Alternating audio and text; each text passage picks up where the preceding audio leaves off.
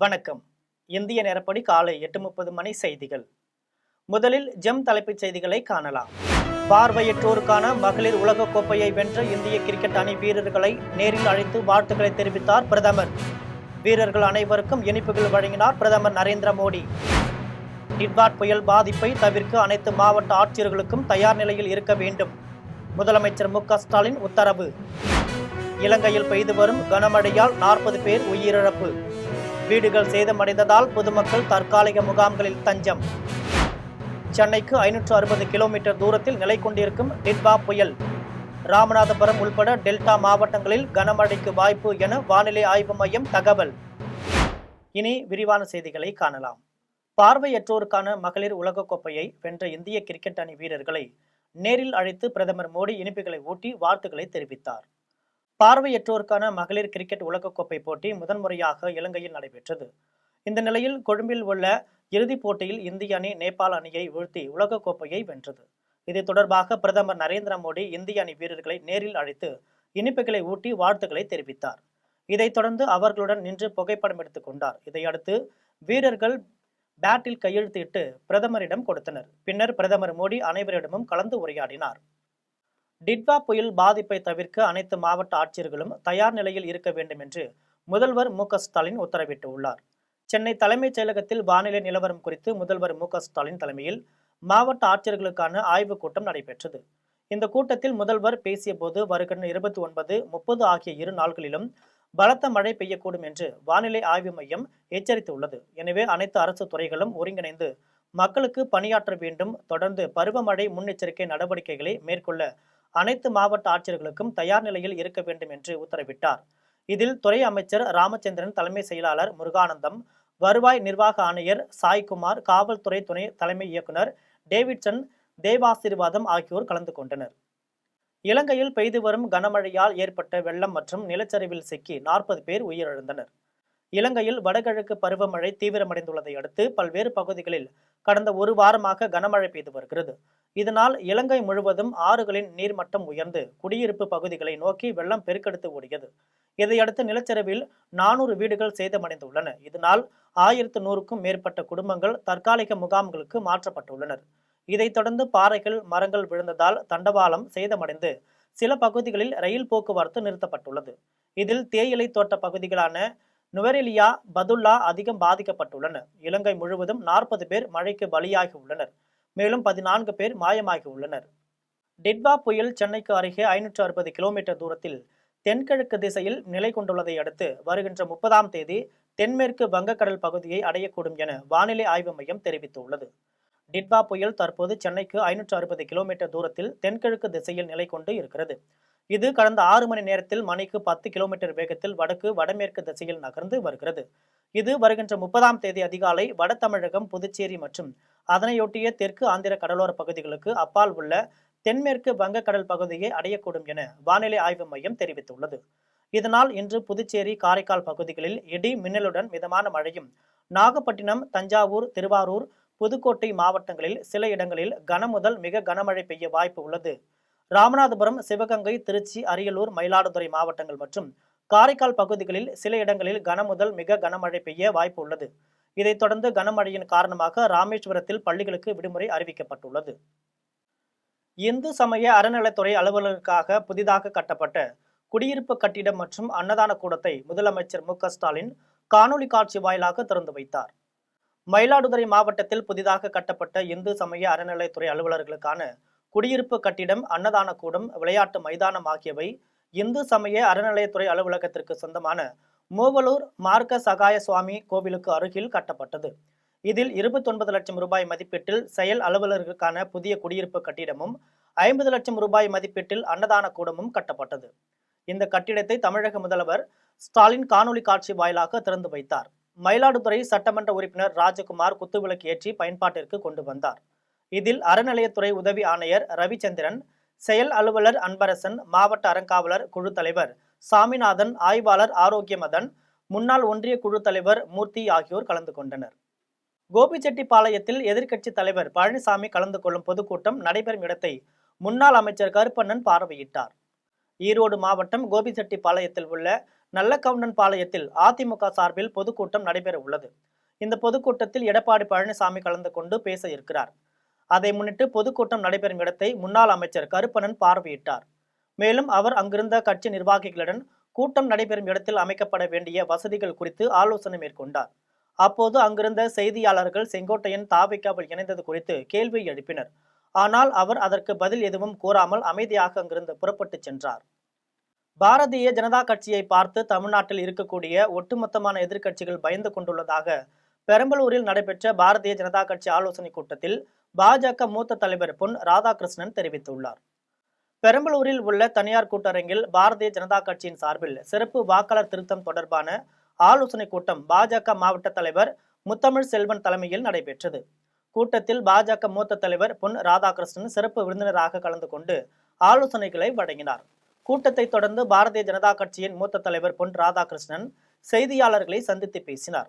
அப்போது அதிமுகவிலிருந்து செங்கோட்டையன் வெளியே வந்தது பின்னடைவா என்பது குறித்து செய்தியாளர்கள் கேட்ட கேள்விக்கு பதில் அளித்த அவர், அதிமுகவிலிருந்து செங்கோட்டையன் வெளியேறது குறித்து என்ன மாதிரியான நடவடிக்கைகளை எடுத்துள்ளார்கள் என்பது எல்லோருக்கும் தெரிந்த விஷயம் என்றும், இது சம்பந்தமாக செங்கோட்டையன் தான் கவலைப்பட வேண்டும் என்றும், அதிமுகவினர் இது தொடர்பாக பல தலைவர்களிடம் பேசிக் கொண்டுள்ளனர் எனவும், பாஜகவை பொறுத்தவரையில் தமிழ்நாட்டில் திராவிட முன்னேற்ற கழகம் தோற்கடிக்கப்பட வேண்டும் என்ற ஒற்றை சிந்தனையில் யாரெல்லாம் வருகிறார்களோ அவர்கள் அத்தனை பேரும் ஒன்று சேர வேண்டும் என்று பாஜக மூத்த தலைவர் பொன் ராதாகிருஷ்ணன் தெரிவித்தார். ஏற்கனவே என்ன மாதிரி நடவடிக்கைகள் எடுத்திருக்காங்கிறது எல்லாரும் தெரிஞ்ச விஷயம். இது சம்பந்தமா செங்கோட்டையன் அவர்கள் தான் கவலைப்படணும். அதிமுக ஏற்கனவே அவங்க ஒரு இதில் இருக்கிறாங்க, பல தலைவர்கள் அது சம்பந்தம் பேசிக்கிட்டு இருக்கிறாங்க. பிஜேபி பொறுத்த வரைக்கும் தமிழ்நாட்டில் திராவிட முன்னேற்ற கழகம் தோற்கடிக்கப்பட்டாக வேண்டும். மயிலாடுதுறையில் பாதிக்கப்பட்ட பயிர்கள் குறித்து கணக்கெடுப்பு நடத்தாத தமிழக அரசு கண்டனம் தெரிவித்து கையில் பாதிக்கப்பட்ட பயிர்களுடன் விவசாயிகள் குறை தீர்க்கும் கூட்டத்தில் கலந்து கொண்டு விவசாயிகள் வாக்குவாதத்தில் ஈடுபட்டனர். மயிலாடுதுறை மாவட்ட ஆட்சியர் அலுவலகத்தில் விவசாயிகள் குறை தீர்க்கும் கூட்டம் நடைபெற்றது.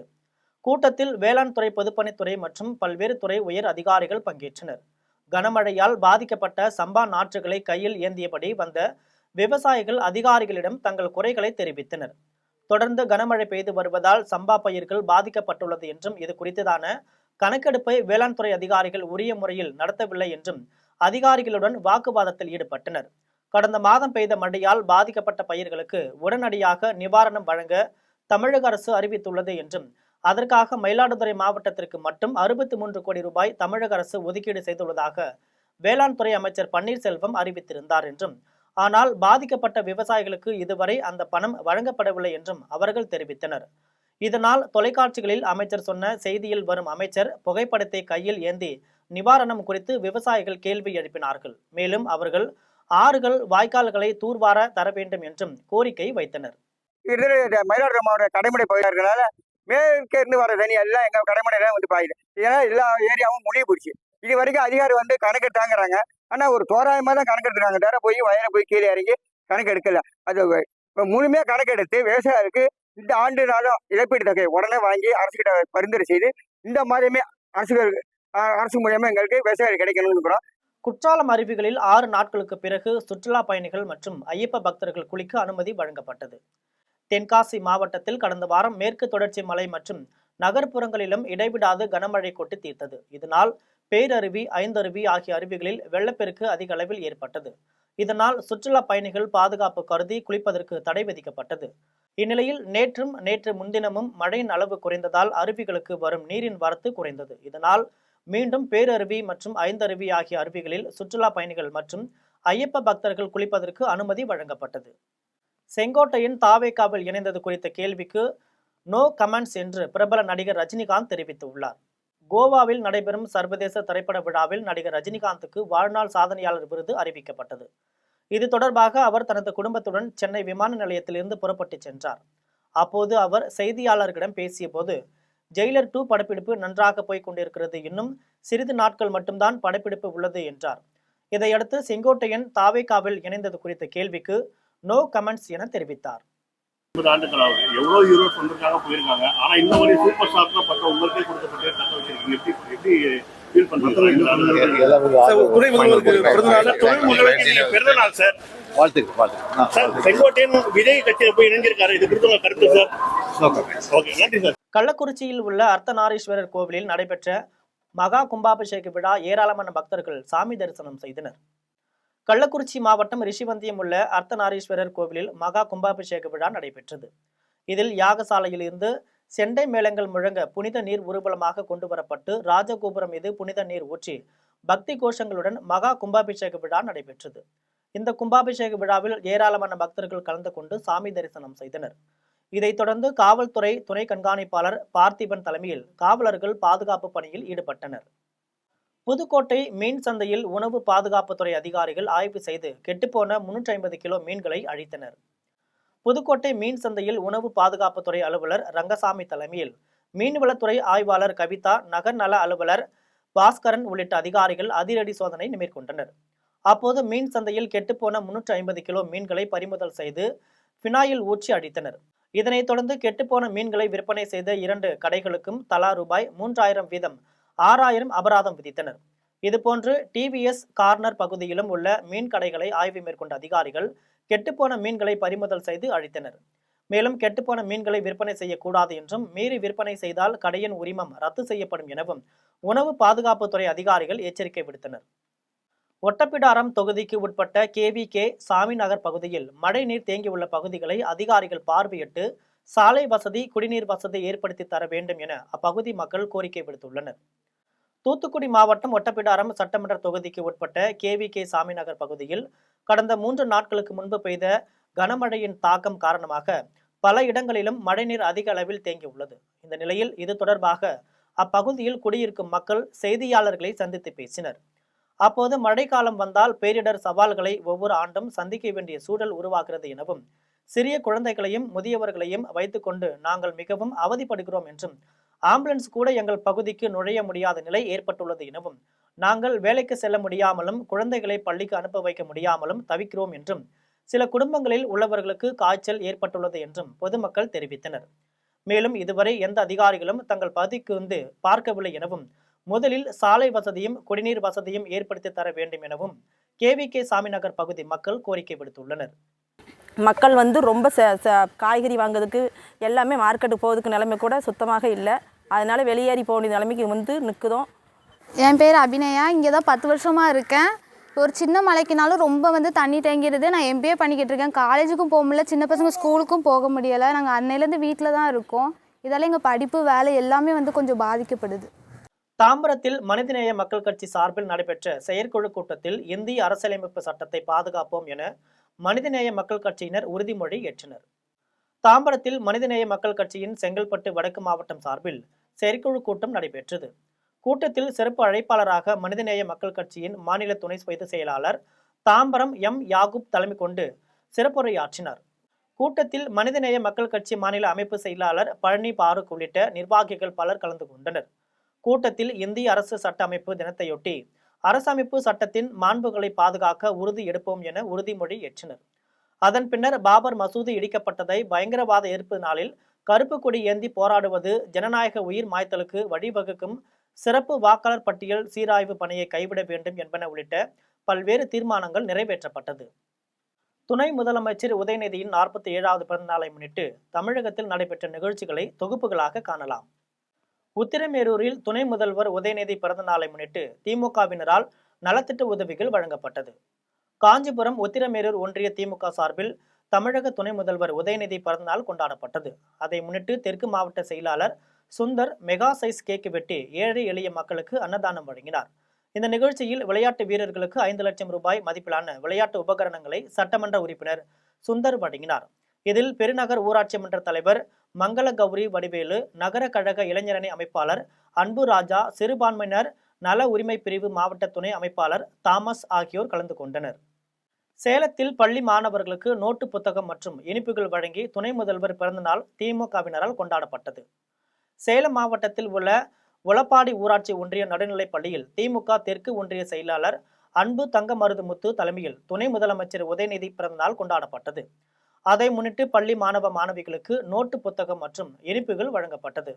இந்த நிகழ்ச்சியில் ஒன்றிய நகர கிளை நிர்வாகிகள், பெற்றோர் ஆசிரியர் கழக தலைவர், பள்ளி மேலாண்மை குழு உறுப்பினர்கள், பள்ளி தலைமை ஆசிரியர், மாணவர்கள் ஆகியோர் பங்கேற்றனர். இந்த நிகழ்ச்சியில் பள்ளி மாணவ மாணவிகள் துணை முதல்வர் உதயநிதிக்கு பாட்டு பாடி பிறந்தநாள் வாழ்த்து தெரிவித்து நிகழ்ச்சியை ஏற்படுத்தியது. வாணியம்பாடியில் துணை முதல்வரின் பிறந்தநாளையொட்டி திமுக சார்பில் கருணை இல்லத்தில் உள்ள மாணவர்களுக்கு மதிய உணவு வழங்கப்பட்டது. திருப்பத்தூர் மாவட்டம் வாணியம்பாடி பேருந்து நிலையத்தில் துணை முதல்வர் உதயநிதி பிறந்தநாளையொட்டி நகர செயலாளர் சாரதி குமார் தலைமையில் பொதுமக்களுக்கு இனிப்புகள் வழங்கினர். தொடர்ந்து பெருமாள்பேட்டையில் உள்ள கருணை இல்லத்தில் மாணவர்களுக்கு மதிய உணவு வழங்கப்பட்டது. இந்நிகழ்வில் திமுக நகர் நிர்வாகிகள், நகர்மன்ற உறுப்பினர்கள், வார்டு செயலாளர்கள் ஆகியோர் கலந்து கொண்டனர். காஞ்சிபுரத்தில் துணை முதல்வர் பிறந்தநாளையொட்டி பொதுமக்களுக்கு அன்னதானம் வழங்கப்பட்டது. காஞ்சிபுரம் மாவட்டம் பூக்கடை சத்திரத்தில் துணை முதலமைச்சர் உதயநிதி பிறந்தநாளையொட்டி திமுக மாவட்ட செயலாளர் சுந்தர் தலைமையில் பொதுமக்களுக்கு அன்னதானம் வழங்கினர். இந்த நிகழ்ச்சிக்கான ஏற்பாட்டினை மாநகர இளைஞரணி அமைப்பாளர் சுகுமார் செய்துள்ளார். தொடர்ந்து 6வது வார்டில் மாமன்ற உறுப்பினர் பிரியா ஏற்பாட்டில் 500 பேருக்கு இனிப்புடன் கூடிய அன்னதானங்கள் வழங்கப்பட்டது. இந்த நிகழ்வில் மாநகர செயலாளர் தமிழ்செல்வன், கழக செயலாளர் திலகர், அவைத்தலைவர் கன்னிவேல் உள்ளிட்ட திமுக நிர்வாகிகள் ஆகியோர் கலந்து கொண்டனர். 49வது பிறந்தநாளை முன்னிட்டு காஞ்சிபுரம் தெற்கு மாவட்டம் காஞ்சிபுரம் மாநகர கழகம் சார்பாக 48 தொடர் நிகழ்ச்சிகளை காலை முதல் தொடர்ந்து நலவுதவி திட்டங்கள், உணவளித்தல் போன்ற நிகழ்ச்சிகளை தந்து அவர் பிறந்தநாளை கொண்டாடி வருகிறோம். ஓமலூரில் துணை முதலமைச்சர் பிறந்தநாளையொட்டி திமுகவினர் உற்சாகமாக கொண்டாடி மகிழ்ந்தனர். சேலம் மாவட்டம் ஓமலூரில் அண்ணா சிலை அருகே துணை முதல்வர் உதயநிதி பிறந்தநாளையொட்டி திமுக ஒன்றிய செயலாளர் ரமேஷ் தலைமையில் திமுகவினர் அண்ணா சிலைக்கு மாலை அணிவித்து மரியாதை செலுத்தினர். தொடர்ந்து ஒன்றிய செயலாளர் ரமேஷ் திமுக கட்சி கொடியுடன் கூடிய கேக்கை வெட்டி நிர்வாகிகளுக்கு வழங்கி தனது மகிழ்ச்சியை பகிர்ந்து கொண்டார். பின்னர் பொதுமக்களுக்கு இனிப்புகள் வழங்கி மகிழ்ந்தார். இதில் பேரூராட்சி தலைவர் செல்வராணி, துணைத் தலைவர் புஷ்பா, நகர செயலாளர் ரவிச்சந்திரன் ஆகியோர் கலந்து கொண்டனர். வாணியம்பாடி அடுத்த உதயந்திரம் பேரூராட்சியில் திமுக சார்பில் துணை முதலமைச்சர் உதயநிதி ஸ்டாலின் பிறந்தநாள் விழா சிறப்பாக கொண்டாடப்பட்டது. திருப்பத்தூர் மாவட்டம் வாணியம்பாடி அடுத்த உதயந்திரம் பேரூராட்சியில் திமுக சார்பில் துணை முதலமைச்சர் உதயநிதி ஸ்டாலின் 48வது பிறந்தநாள் விழா கொண்டாடப்பட்டது. விழாவிற்கு உதயந்திர பேரூராட்சியின் திமுக செயலாளர் செல்வராஜ் தலைமை வகித்தார். பேரூர் கழக இளைஞர் அணி துணை அமைப்பாளர் வினோத்குமார் அனைவரையும் வரவேற்றார். விழாவில் சிறப்பு அழைப்பாளராக பேரூர் கழக செயலாளர் செல்வராஜ் கலந்து கொண்டு கேக் வெட்டி பொதுமக்களுக்கு இனிப்புகள் வழங்கி கொண்டாடினார். அதன் பின்னர் பொதுமக்களுக்கும் வாகன ஓட்டிகளுக்கும் இனிப்புகள் வழங்கினார். விழாவில் பேரூர் கழக பொருளாளர் மீர் முகமது கனி, மாவட்ட பிரதிநிதி அமலவானமும், தேர்தல் பணிக்குழு பொறுப்பாளர்கள் இசைக்குமார், பாபு மற்றும் கார்த்திக் பிரசாத், ஆகாஷ் பத்ரி, கோகுல்ராஜ், உமா சங்கர், வெங்கடாசாமி உட்பட திமுக நிர்வாகிகள் பலர் கலந்து கொண்டனர். விழாவின் இறுதியில் பேரூர் கழக துணை செயலாளர் வி சசிகுமார் நன்றி தெரிவித்தார். நெமிலி மத்திய ஒன்றிய திமுக சார்பில் தமிழ்நாடு துணை முதலமைச்சர் உதயநிதி ஸ்டாலின் 48வது பிறந்தநாள் விழா ஒன்றிய செயலாளர் லயன்ஸ் SGC பெருமாள் தலைமையில் கொண்டாடப்பட்டது. ராணிப்பேட்டை மாவட்டம் நெமிலி மத்திய ஒன்றிய திமுக சார்பில் திமுக இளைஞரணி செயலாளரும் தமிழ்நாடு துணை முதலமைச்சருமான உதயநிதி ஸ்டாலின் 48வது பிறந்தநாள் விழா நெமிலி மத்திய ஒன்றிய செயலாளர் லயன்ஸ் SGC பெருமாள் தலைமையில் கொண்டாடப்பட்டது.